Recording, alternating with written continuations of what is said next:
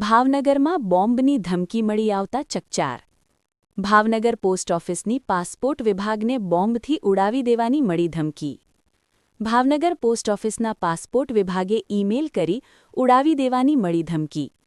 ઈમેલથી ધમકી મળતા પોલીસ કાફલો ઘટના સ્થળે પહોંચ્યો. SOG, LCB, QRT, dog squad, fire સહિતની ટીમ પહોંચી બનાવ સ્થળે.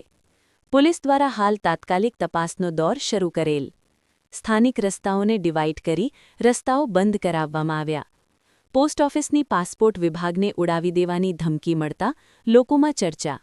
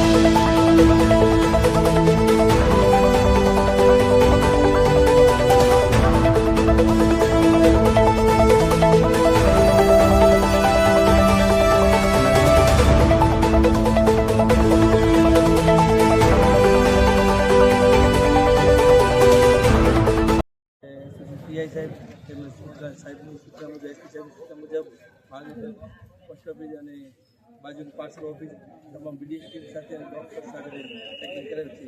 એવો કોઈ પદાર્થ ઓકે, તમારું નામ છે? મારી બાજુ લઈ લો ખંભે.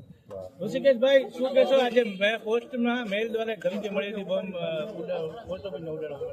અમારી રિજિયન ઓફિસ રાજકોટ દ્વારા અમને આવી જાણ કરવામાં આવી કે પાસપોર્ટ ઓફિસ જે નીચે ચાલે છે પોસ્ટ ઓફિસની સાથે સંલગ્ન, એમને બોમ્બ વિસ્ફોટથી ઉડાડી દેવા માટેની કોઈ જગ્યાએ ઈમેલથી ધમકી આવેલી. એટલે જેવી અમને ખબર પડી ભાવનગર ડિવિઝનલ ઓફિસને, એટલે તાત્કાલિક અમે લોકોએ ફાયર ઓફિસને અને પોલીસ ડિપાર્ટમેન્ટને સૌથી પહેલા જાણ કરી અને તાત્કાલિક એસપી સાહેબ દ્વારા, સુપ્રિન્ટેન્ડન્ટ પોલીસ દ્વારા અને ફાયર વિભાગ દ્વારા ખૂબ કોઓપરેટ કરી તરત ને તરત ત્યાંથી બંને ડોગ સ્ક્વોડ સાથે સાથે બોમ્બ ડિસ્પોઝલ સ્ક્વોડ અને ફાયરવાળા બધા લોકો આવી ગયા હતા.